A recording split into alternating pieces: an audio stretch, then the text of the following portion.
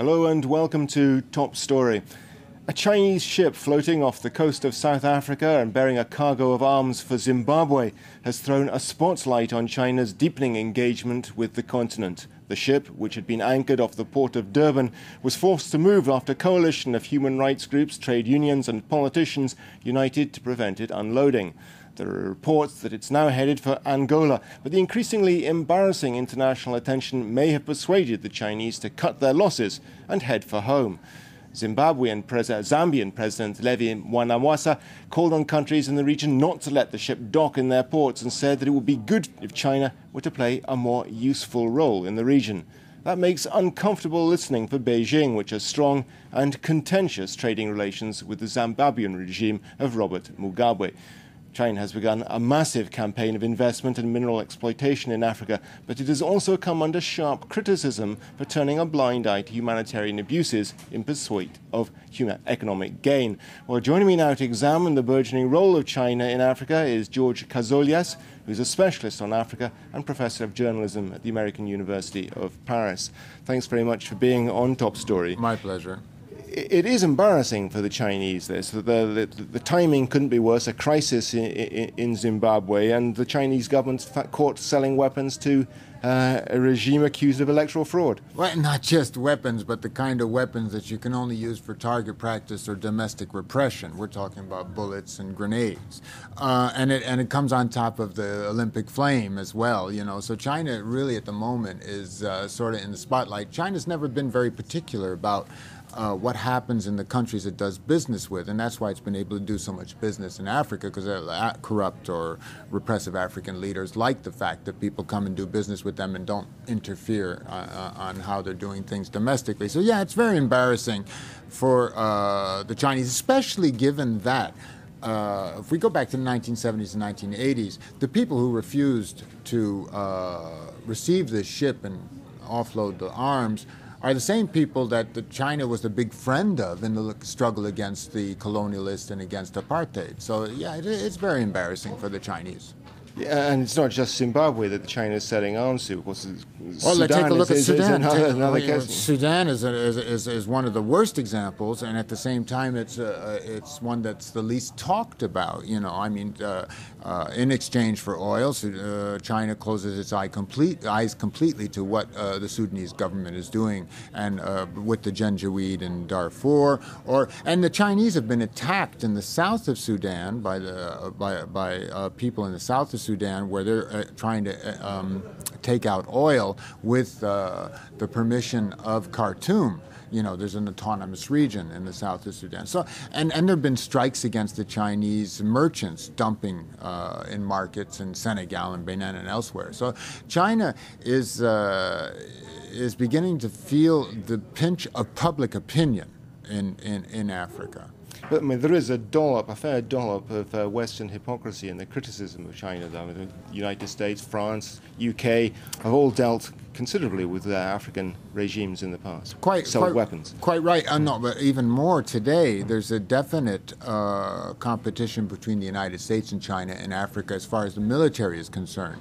For example, the United States is working with Sahelan countries, the countries of the Sahel, to form, you know, they're training them militarily, they're equipping them militarily in the so-called war against terrorism.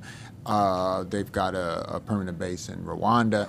It's obvious there's a competition for Africa between the United States and China, but China, they're untouchable. The infrastructure they're building everywhere, and they're building at prices that the West can't compete with.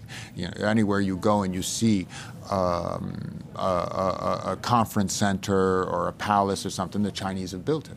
And it comes with no strings attached. That's the big difference, isn't it? They don't interfere. They don't care what's happening in the country. They don't interfere with it. They don't have a problem with human rights. They don't have a problem with corruption. They don't ask questions.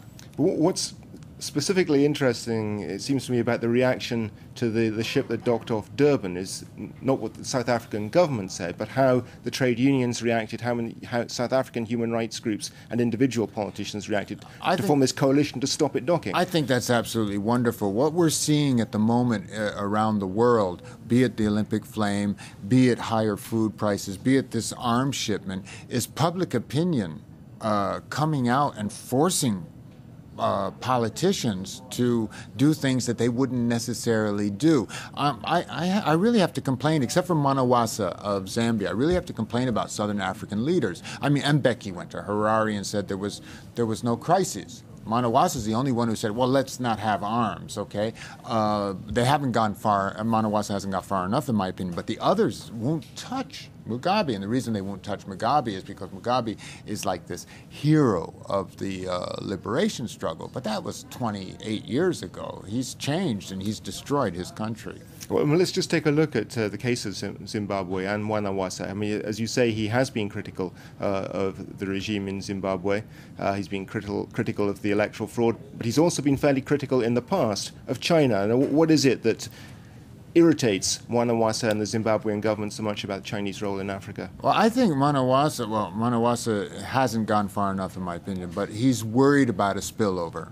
Okay, a lot of the white farmers who were expropriated in Zimbabwe went to Zambia and are farming in Zambia today. Zambia learned in the early 70s that it wasn't a good idea to expropriate people who knew how to farm.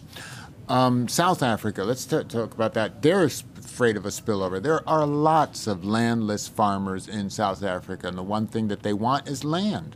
They don't necessarily know how to farm it. And where's that land? Well, there are a lot of white farmers there. And so obviously South Africa is afraid that there'll be a movement in South Africa similar to that in Zimbabwe.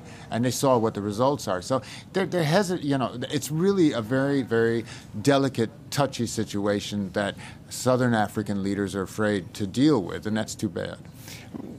The Chinese are investing heavily, though, in Africa as well. They bring a lot with them. But is it, as they suggest, a win-win situation, or the Chinese taking more out than they put in? Obviously, the Chinese are getting... I mean, the Chinese are not philanthropists. They're obviously getting, in return, more than they're putting in.